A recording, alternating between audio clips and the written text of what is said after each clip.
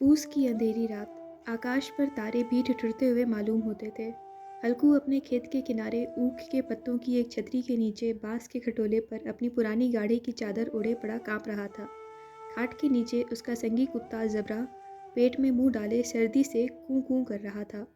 दोनों में से एक को भी नींद नहीं आती थी। हल्कू ने घुटनियों को गर्दन में चिपकाते हुए कहा, क्यों जबरा, जाड़ा लगता है? कहता तो था घर में पुहाल पर लेट रहा। तो यहाँ क्या लेने आए थे? अब खाओ ठंड, मैं क्या करूँ? जानते थे मैं यहाँ हलवा पूरी खाने आ रहा हूँ। दौड़े दौड़े आगे आगे चले आए। अब रो नानी के नाम को। जबरा ने पड़ी पड़ी दुम हिलाई और अपनी कूकू को दीर्घ बनाता हुआ एक बार जमाई लेकर चुप हो गया।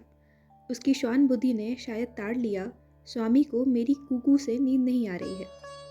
हल्कू ने हाथ निकालकर जबरा की पीठ सहलाते हुए कहा, कल से मत आना मेरे साथ, नहीं तो ठंडे हो जाओगे। या पछुआ न जाने कहाँ से बर्फ लिए आ रही है। आज और जाड़ा खा ले, कल से मैं यहाँ पुआल बिछा दूंगा, उसी में घुसकर बैठना, तब जाड़ा ना लगेगा।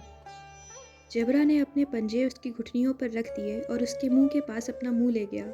हल्कू को उसकी गर्म सांस लगी। चिलम पीकर हल्कू फिर लेटा और नीचे करके लेटा कि चाहे कुछ हो अब की सो जाऊंगा। पर एक ही क्षण में उसके हृदय में कंपन होने लगा। कभी इस करवट लेटता तो कभी उस करवट, पर जाड़ा किसी पिशाच की भांति उसकी छाती को दबाए हुए था। जब किसी तरह रहा नहीं गया तो उसने जबरा को धीरे से उठाया और उसके सिर को थपथपाकर उसे अपनी गोदी में सुला लिया।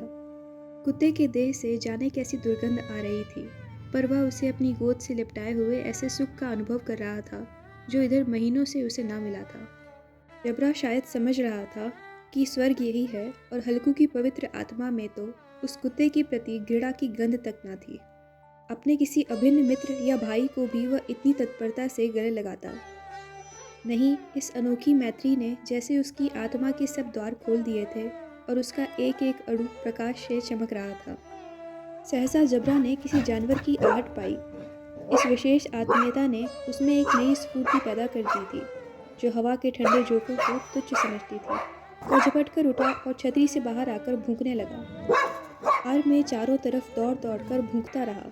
एक क्षण के लिए आ भी जाता तो तुरंत ही फिर दौड़ता। कर्तव्य उसके हृदय में अरमान की भांति उछल रहा था। 1 घंटा और गुजर गया। रात ने शीत को हवा से धधकाना शुरू किया। हल्कू उठ बैठा और दोनों घुटनों को छाती से मिलाकर सिर को उसमें छिपा लिया। फिर भी ठंड कम ना हुई। ऐसा जान पड़ता था सारा रक्त जम गया है, धमनियों में रक्त की जगह हिम बह रही है। उसने झुककर आकाश की ओर देखा। अभी कितनी रात बाकी है। तरशी अभी आकाश पे आधे भी नहीं चढ़े। ऊपर आ जाएंगे तब कहीं सवेरा होगा। अभी पहर से ऊपर रात है। नीचे में खूब अंधेरा छाया हुआ था और अंधकार में निर्दयी पवन पत्तियों को कुचलता हुआ चला जाता था।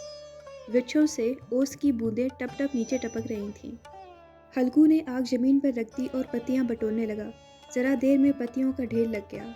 हाथ ठिठुरे जाते थे, नंगे पांव गले जाते थे और वह पत्तियों का पहाड़ खड़ा कर रहा था। इसी अलाव में वह ठंड को जलाकर भस्म कर देगा। थोड़ी देर में अलाव जल उठा। उस अस्थिर प्रकाश में बगीचे के विशाल वृक्ष ऐसे मालूम होते थे मानो उस अथाह अंधकार को अपने सिरों पर संभाले हुए हों। अंधकार के उस आनंद सागर से यह प्रकाश एक नौका के समान हिलता मचलता हुआ जान पड़ता था। हल्कू अलाव के सामने बैठा आग ताप रहा था। अगले क्षण में उसने तोहर उतारकर बगल में दबा ली, दोनों पांव फैला लिए, मानो ठंड को ललकार रहा हो, तेरे जी में जो आए सो कर। उसने जबरा से कहा, क्यों जबरा, अब ठंड नहीं लग रही है? जबरा ने कू कू करके मानो कहा, अब क्या ठंड लगती ही रहेगी? पहले से ये उपाय ना सूझा, नहीं तो इतनी ठंड क्यों खाते? जबरा ने पूछ हिलाई। पत्तियां जल चुकी थी। बगीचे में फिर अंधेरा छाया था। राख के नीचे कुछ कुछ आग बाकी थी, जो हवा का झोंका आ जाने पर जरा जाग उठती थी, पर एक क्षण में फिर आंखें बंद कर लेती थी।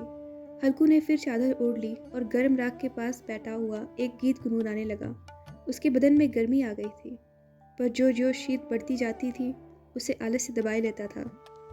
एकाएक एक झोंका मेहंदी के फूलों की खुशबू लिए हुए आया। हल्कू ने कहा, कैसी अच्छी महक आई जबरू, तुम्हारी नाक में कुछ सुगंध आ रही है।